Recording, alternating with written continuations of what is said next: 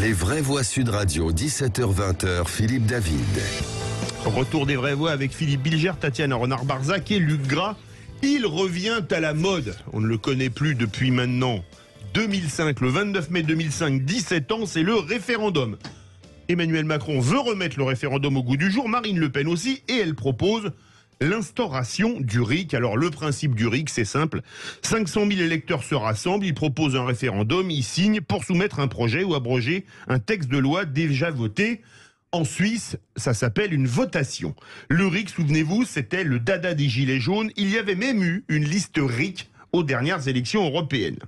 Avec le RIC, le peuple est souverain, c'est lui qui décide, a déclaré Marine Le Pen, qui a expliqué que si le RIC avait été mis en place plus tôt, il n'y aurait pas eu de gilets jaunes dans la rue, d'où notre premier débat. Faut-il plus de référendums et l'instauration du RIC? Et vous êtes 93,9% à dire oui sur Twitter. Vous voulez réagir, le 0826 300 300 et les réseaux sociaux. Avec nous, deux invités ce soir. Jérémy Clément, fondateur de l'Alliance éco-citoyenne. Bonsoir. Bonsoir. Bonsoir. Et Olive, citoyen engagé qu'on voit sur tous les médias. Bonsoir, Olive. Bonsoir à vous tous et merci de l'invitation. Eh bien, avec plaisir. Sud Radio, parlons vrai, c'est écrit sur les murs, comme chantait Demis Roussos. Avec le RIC, est-ce qu'il ne risque pas, tiens, Jérémy Clément, d'y avoir une frénésie de référendum? Quand on voit aux États-Unis, il y a beaucoup de RIC notamment. Alors, il peut y avoir le RIC sur doit-on promener son chien avec une laisse de 1 mètre ou de 2 mètres, etc.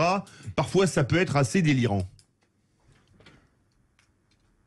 Alors, si c'est une question qui effectivement peut nous amener à utiliser et à faire de la démocratie en France, où on discuterait des crottes de chat ou des crottes de chien, effectivement, ça peut être un problème. Maintenant, j'aurais envie de vous dire que si un jour on fait un référendum sur ce type de point, ça veut dire qu'on aura réglé tout, on aura fait des référendums sur les sujets prioritaires et les plus importants et que on n'aura plus d'imagination pour faire quelque chose. Le référendum, c'est ce qui peut permettre de réconcilier et de pacifier le pays. C'est ce qui peut permettre aux citoyens de reprendre confiance en la politique et en leur devoir civique. S'il y avait eu ça ces dernières années, bien avant qu'il y ait la crise des Gilets jaunes, notamment à l'époque de la loi El Khomri, donc la réforme sur le travail, bien vous auriez pas eu ces mouvements de foule. Si en 95, la première réforme qui avait été tentée sur les retraites, vous auriez eu un référendum, on ne sait pas ce que ça aurait donné, mais vous n'auriez pas eu de gens dans la rue. Et ça vaut pour plein de sujets. Le référendum, il n'est pas là que pour donner de la souveraineté populaire et rassurer. Il est là aussi pour permettre à ceux qui subissent les lois de pouvoir s'en approprier, de donner leur avis. Qui de mieux qu'un citoyen lambda sur le terrain, qui vit le quotidien positif et négatif de notre société, est plus à même de donner son avis. Moi, j'ai envie de dire que c'est pas un politicien déconnecté de la réalité qui vous explique que quand on vous donne 1,50 € par mois, c'est quand même quelque chose de super. Non, le référendum, ça va être un outil qui va nous permettre de pouvoir pacifier le pays. C'est ça le plus important. Philippe Bilger. Eh bien, je ne suis pas loin d'être d'accord avec notre premier invité. J'espère qu'il ne s'en formalisera pas. C'est le deuxième qui vous répondra. D'accord. Non, mais plus sérieusement, il est évident que notre démocratie représentative n'est pas en pleine forme. On a évoqué hier, Philippe, le scrutin proportionnel qui peut être un remède partiel. On a évoqué peut-être l'instauration d'un septennat, un autre remède. Et il est évident, et je partage vraiment ce qui vient d'être dit, que le référendum tel qu'il est prévu peut être une respiration capitale pour une démocratie qui pour l'instant ne va pas bien. Alors, deux choses, qu'on nous dise pas que le référendum aura forcément une tonalité plébiscitaire, c'est-à-dire en invoquant un danger virtuel en face d'une avancée nécessaire dans le présent. Premier point. Deuxième point, et là je ne sais pas si nos deux amis vont être d'accord avec moi, en ce qui me concerne, je suis très partisan du référendum qui viendrait à intervalles réguliers poser des questionnements démocratiques auxquels le peuple répondrait. Mais qu'on n'oppose pas le souci du référendum à la vigilance qu'une démocratie représentative donne. Ça n'est pas contradictoire. Pour moi, c'est un complément, un ajout républicain qui permettra au peuple de se mêler plus souvent de ce qu'il regarde. Olive. Il y a plusieurs choses en fait là-dedans. Premièrement, on peut tous constater qu'en fait les Français sont fâchés avec la politique. Il suffit de regarder le taux d'abstention qu'on a eu au premier tour. On sent bien qu'ils sont fâchés et pas écoutés. Donc forcément le RIC, ça ramènerait beaucoup plus d'écoute pour les citoyens et d'amener des problèmes de société actuels qui vivent au quotidien que certains politiques ne vivent plus parce qu'ils sont un petit peu déconnectés du système. Et ça, on a pu le remarquer. Maintenant, à travers ce que vous venez de dire, je suis pas tout à fait d'accord parce que si c'est encore que les politiques et les gouvernants qui décident des sujets de société qu'il faut discuter. Moi, je suis pas d'accord. Aujourd'hui, il y a des problèmes de société et c'est les citoyens qui doivent le mettre sur la table pour qu'on puisse en discuter un petit peu après. Parce que je le répète, je pense qu'il y a beaucoup de politiques aujourd'hui qui sont complètement déconnectés du système et je pense que ce serait super bénéfique d'avoir des citoyens qui sont confrontés à des problèmes au quotidien, qui puissent le poser sur la table et que tout le monde puisse en décider par la suite à travers un vote démocratique. Et je pense que la vraie démocratie, c'est ça, c'est que tout le peuple de France puisse décider des choses et pas forcément une poignée de personnes qu'on a nommées responsables pour faire ça. Luc Gras.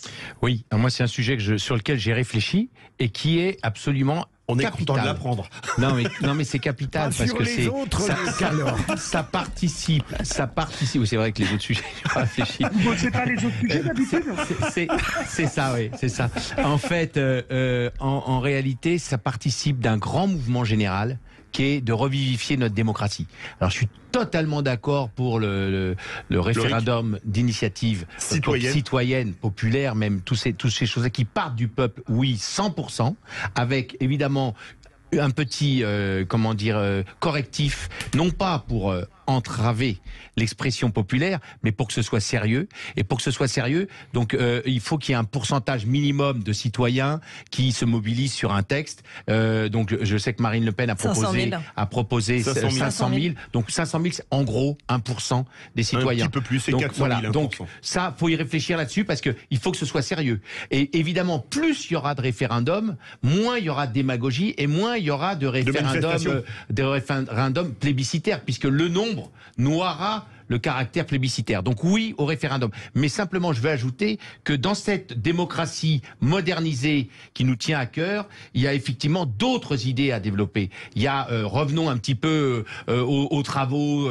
de Pierre Rosanvallon, etc. Il y a plein d'idées nouvelles. Il y a bien sûr la démocratie participative. Dans l'entreprise, il y a bien sûr la participation gaullienne qui permet aux salariés d'être représentés. Il y a plein de choses. Il y a le scrutin, évidemment, qui est important, avec ce qu'on appelle le scrutin proportionnel, oui, avec prime majoritaire pour quand même permettre à tout le monde de s'exprimer, mais d'avoir comme une majorité un peu comme le système allemand.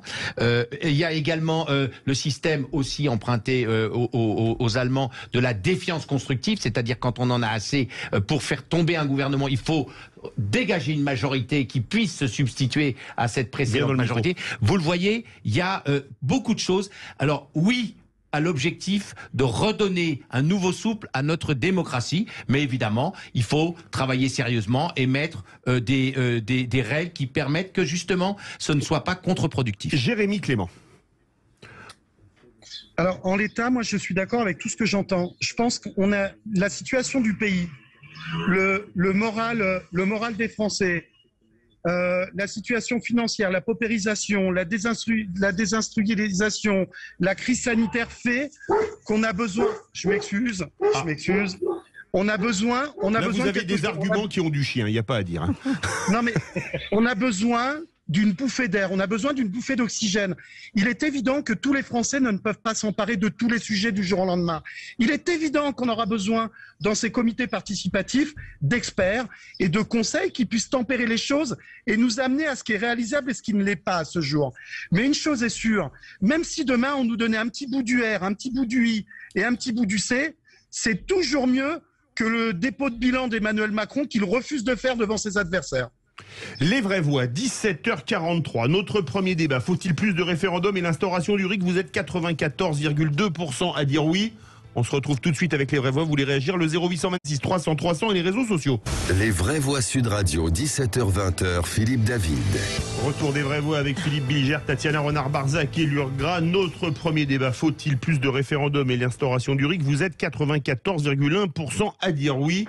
Avec nous, Jérémy Clément, fondateur de l'Alliance éco-citoyenne, et Olive, citoyen engagé, Tatiana Renard-Barzac. Bon, plusieurs choses. D'abord, ça ne m'étonne pas ce chiffre. Et c'est vrai qu'on se demandait tout à l'heure pourquoi il y avait quand même un petit pourcentage de réfractaires. Je pense qu'il y a plusieurs choses. Qui sont tous gaulois, probablement. Sûrement. Je pense qu'il y a plusieurs choses. D'une part, évidemment qu'il faut un référendum, il faut des référendums, il faut généraliser la démocratie participative. C'est pas nouveau, même avant les Gilets jaunes. Je rappelle quand même que Ségolène Royal, en 2007, avait fait sa campagne notamment là-dessus. Donc c'est pas du tout nouveau. Malheureusement, aucun politique ne s'est emparé de cela. Et il faut attendre à chaque fois des crises ou des élections pour que certains politiques s'emparent de cette question. Et ça, c'est extrêmement dommage. Après, si on revient sur les conditions, je me souviens, Édouard Philippe disait, c'est très bien, mais il ne faut pas que ça soit fait sur n'importe quoi et dans n'importe quelle condition. Sur n'importe quoi, non, je ne suis pas d'accord. C'est-à-dire qu'il faut laisser les citoyens, en effet, décider ce qu'ils souhaitent voir mis à l'ordre du jour. En revanche, les conditions, là, oui, je suis d'accord. C'est-à-dire que, d'abord, le nombre, 500 000, en effet, ça me paraît peu, parce que ça voudrait dire qu'on aurait des référendums tout le temps. Alors, on est loin du référendum d'initiative. Beaucoup, hein. Alors, on est loin du référendum d'initiative partagée, donc il y a un gap. Je rappelle quand même qu'aujourd'hui, il y a eu, par exemple, il y a quelques mois sur la privatisation d'ADP, une tentative de référendum d'initiative partagée, avec des conditions absolument hallucinantes et lunaires, parce qu'il faut arriver à réunir 1/10 du corps électoral, notamment, ça veut dire 4,7 millions d'électeurs, et ça sur 9 mois, ça veut dire 17 000 signatures par jour. C'est une aberration totale. Donc évidemment qu'il faut désclériser cela et sortir de cette aberration. Par contre, quand on voit le programme de certains candidats, alors certains disent on fera un référendum pour apaiser les troupes, Emmanuel Macron par exemple sur la réforme des retraites, on attend de voir les conditions. Et d'autres nous disent on fera un référendum et on fera passer par exemple certaines de mes propositions, je pense à Marine Le Pen, comme par exemple un référendum sur l'immigration et sur l'Europe. Alors là ça pose des questions parce qu'on parlait des conditions, pas à n'importe quelle condition, c'est-à-dire qu'un référendum il doit être là aussi en respectant l'état de droit et en respectant aussi le Parlement et les débats au Parlement. Moi, je pense que les débats au Parlement, ils sont aussi importants parce qu'ils permettent de se forger un avis quand on n'en a pas forcément, d'écouter les arguments, peut-être de changer même parfois d'avis. En tout cas, ça permet d'enrichir une réflexion. Et donc, je pense que c'est pas anodin et c'est pas inutile. Et puis, par ailleurs, passer outre la Constitution dans certains cas, le Parlement et certaines règles constitutionnelles, ça me pose question et ça pose un problème. Je pense en particulier à la priorité nationale qui devrait être inscrite par référendum dans la Constitution et qui aujourd'hui va à l'encontre du principe même d'égalité qui est contenu dans le préambule de la Constitution. Donc oui, évidemment, il faut beaucoup plus de référendums, il faut redonner la parole et la liberté au peuple et qu'on ne s'étonne pas qu'une partie du peuple ait fait sécession avec une partie du fonctionnement des institutions parce qu'en effet aujourd'hui, il y a un problème de démocratie participative, mais pas à n'importe quelle condition. Olive. Bah moi, je suis entièrement d'accord avec tout ça, mais malheureusement, on voit bien qu'apparemment, c'est pas écouté. On a eu la crise des Gilets jaunes. Même si on a essayé de faire croire qu'elle s'était arrêtée au bout de 6 mois, c'est pas vrai. Ça a duré pendant tout le quinquennat Macron. Et aujourd'hui, quand on regarde le programme d'Emmanuel Macron, bah, y a rien de tout ça. Donc, soit il sait pas lire, soit il entend mal. Je sais pas trop où est le problème avec Monsieur Macron. Mais encore une fois de plus, après, on s'étonne que certaines personnes pourraient partir à voter pour des extrêmes ou d'autres personnes. Mais tout ce qui est réclamé en permanence par les citoyens, que ça soit dans la rue ou à travers d'autres institutions, bah, il y a jamais rien qui est retenu. Donc, c'est un petit peu triste quand même tout ça. Et après, on va encore s'étonner que des gens aillent voter pour des extrêmes, je le répète, ou pour d'autres partis politiques. Ça réagit au 0826 300 300, direction à la ville de Charles Trenet, la belle ville de Narbonne. Bonsoir Franck. Bonsoir. Et j'en citerai un deuxième, et Joe Mazzo qui fut un immense rugbyman.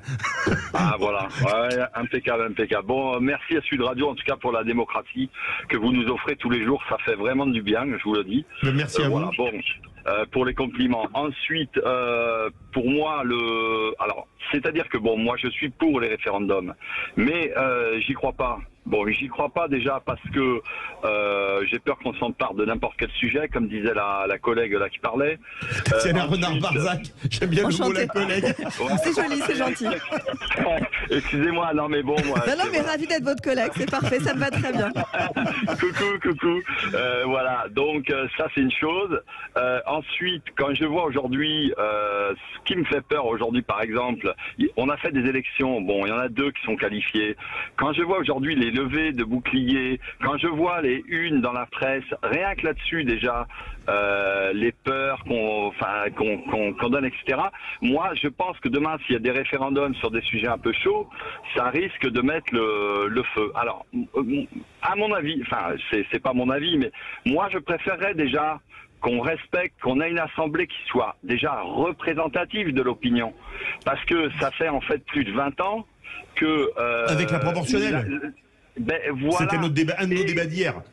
Voilà, ça c'est un point. Et second point, comme disait la personne qui parlait là tout à l'heure, c'est de dire, on débat à l'Assemblée nationale et on n'impose pas, enfin qu'on ait une vraie démocratie, quoi. Et là peut-être qu'on retrouvera un peu de sens. Mais voilà. Enfin, alors, mon opinion, moi aujourd'hui, quand je vois les levées de boucliers qu'il y a à droite à gauche, même sur une élection et un résultat où on va illégitimer quasiment le résultat, voilà, moi ça me fait peur un peu ce genre de choses. Est-ce qu'on pourrait pas retrouver une démocratie apaisée et surtout de respecter, pardonnez-moi, de respecter un référendum. On se rappelle tous de 2005. Voilà. Le 2005 qui a été piétiné par le traité de Lisbonne. Merci beaucoup Franck de Narbonne. Jérémy Clément, fondateur de l'Alliance éco-citoyenne, qu'est-ce que vous voulez répondre à Franck de Narbonne qui dit les référendums, parfois c'est technique. Je vais prendre un exemple, ils ont fait une votation en Suisse pour savoir si, je crois que ça s'était fait, s'il fallait acheter des Saab Gripen, des F-35 ou des Rafales. Moi j'ai pas les compétences, je suis pas pilote de chasse, vous voyez ce que je veux dire. Et sur le référendum sur lequel on s'est assis, c'était le dernier en 2005. Enfin, on s'est assis dessus en 2008. Vous savez, alors c'est pas Alliance éco-citoyenne, c'est démocratie écologique, mais c'est pas grave, on s'en fout. Ce que vous dites là, c'est intéressant, mais il faut apprendre avant d'apprendre à courir, il faut apprendre à marcher. Le peuple suisse est moins nombreux qu'en France. Il a cette culture de la démocratie qui est instaurée depuis longtemps. Il y a plein de votations surtout, notamment ils ont voté contre l'enlèvement de la taxe audiovisuelle. Pourquoi ? Parce que ça les dérangeait d'avoir des publicités. Donc, ils préféraient payer. En Suisse, ils préfèrent payer 1 000 € par an pour ne pas avoir de publicité plutôt que de ne pas la payer. Il y a un moment, ce qu'on peut en tirer, c'est que ça a rendu, même s'ils ont cette culture au départ que nous n'avons pas, ça a rendu une forme de sens du devoir et des responsabilités à tous les citoyens. Et je pense qu'il faut savoir s'en inspirer. Évidemment qu'il faut commencer par les sujets les plus sérieux, mais pour qu'un référendum ait son poids, il va falloir un temps d'étiquer, un temps de travail et un temps de concertation équilibré sur les pour, les contre et les conséquences de chaque prise de décision, le oui ou le non. Si vous n'expliquez pas à tous les Français quels sont les avantages et les inconvénients d'un oui ou d'un non sur un sujet et que ce n'est pas débattu de manière pluraliste avec l'ensemble des citoyens, on prend le risque à travers le RIC de faire passer des idées d'une base minoritaire. Et aujourd'hui, si les Gilets jaunes sont sortis dans la rue, c'est pas pour couper la tête des riches, c'est pour demander moins d'inégalité, moins d'injustice et plus d'équilibre. Aujourd'hui, l'idée de se servir du référendum est la manière la plus pacifique qu'on puisse avoir. Et je finirai là-dessus. Le président Macron, il a eu 3 ans et demi pour enlever les Gilets jaunes dans la rue en leur proposant des assemblées citoyennes. Il a fait un vrai débat où tout a été mis à la poubelle, où tout a disparu, et il a fait une convention citoyenne pour le climat qui était géniale, dans lequel les 151 propositions, il s'est aussi assis dessus. Donc à un moment donné, faire du référendum pour prendre les gens pour des cons, ça on n'en veut plus. Par contre, pour travailler dans le bon sens des citoyens et du pays, on y est ouvert. Alors, les vraies voix, il nous reste 1 minute 30. Allez, on va pousser, Jamel me donnera son accord à 2 minutes 30. Luc Gras, Tatiana Renard-Barzac, allez, 45 secondes chacun et la réponse d'Olive Olive. Donc moi je me reconnais tout à fait dans ce qui vient d'être dit. Le référendum doit être d'une certaine manière banal, c'est-à-dire qu'on doit en faire suffisamment pour qu'il ne soit plus plébiscitaire.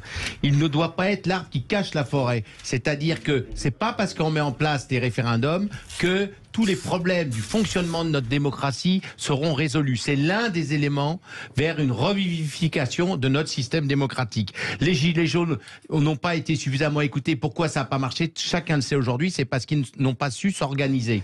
Et c'est pour ça que quand on est devant le pouvoir politique qui est fort, qu'on est divisé, on perd. Dernier point, Emmanuel Macron, pourquoi il n'a pas repris tout ça ? Mais tout simplement parce que ça ne fait pas partie de sa culture. Ceci étant, la campagne électorale nous montre, et la précédente aussi, qu'il a le dos plutôt suffisamment flexible pour reprendre une idée s'il pense que ça va plutôt dans l'intérêt de sa dynamique. Et donc, même avec Emmanuel Macron, je crois qu'on peut continuer à essayer de pousser cette idée du référendum. Luc Gras, nous ayant fait 45 secondes de coiffeur, je vous demandais d'être court, Tatiana Renard-Barzac. En fait, je suis complètement d'accord avec ce qu'il en a dit. C'est un outil parmi d'autres dans notre démocratie. Comme l'un de vous le disait tout à l'heure, il faut en effet apprendre à marcher avant de courir. Et donc, c'est vrai que le fiasco de la Convention citoyenne sur le climat montre qu'on a d'autres outils à nos dispositions, mais encore faut-il écouter le peuple et surtout se servir des propositions qui pourtant ont été menées pendant de longs mois, et ça a été un vrai travail des citoyens sur le climat. Et puis troisième chose, c'est vrai qu'on a une vision beaucoup trop centralisée, jacobine aujourd'hui en France. D'ailleurs, on parle souvent de la verticalité du pouvoir d'Emmanuel Macron. Décentralisons, et la décentralisation, elle passe aussi par redonner du pouvoir, en effet, au territoire, au peuple et à tout un chacun. Olive, avec des garde-fous. Vous avez 30 secondes. Eh ben, on va finir sur ces 30 dernières secondes. Moi, je pense que, en tout cas, ce qu'on peut retenir, c'est les gilets jaunes, ça a apporté quelque chose, parce qu'aujourd'hui, le RIC, il était dans la plupart des programmes de nos politiciens. Donc, même si aujourd'hui, il n'est pas en place, j'espère qu'on arrivera à le mettre en place et qu'on arrivera à avancer là-dedans. Et pour finir avec la démocratie et redonner du pouvoir au peuple, j'espère qu'il y aura un maximum de listes citoyennes qui vont se mettre aux législatives pour qu'on puisse avoir une parole citoyenne à l'intérieur de l'hémicycle. Et ça serait plutôt intéressant à voir. Merci à tous les deux. Jérémy Clément, fondateur de Démocratie écologique, j'ai corrigé, et Olive, citoyen engagé, verdict sur Twitter. Faut-il plus de référendums et l'instauration du RIC? Vous êtes 94,3% à dire oui. On se retrouve tout de suite avec les vraies voix.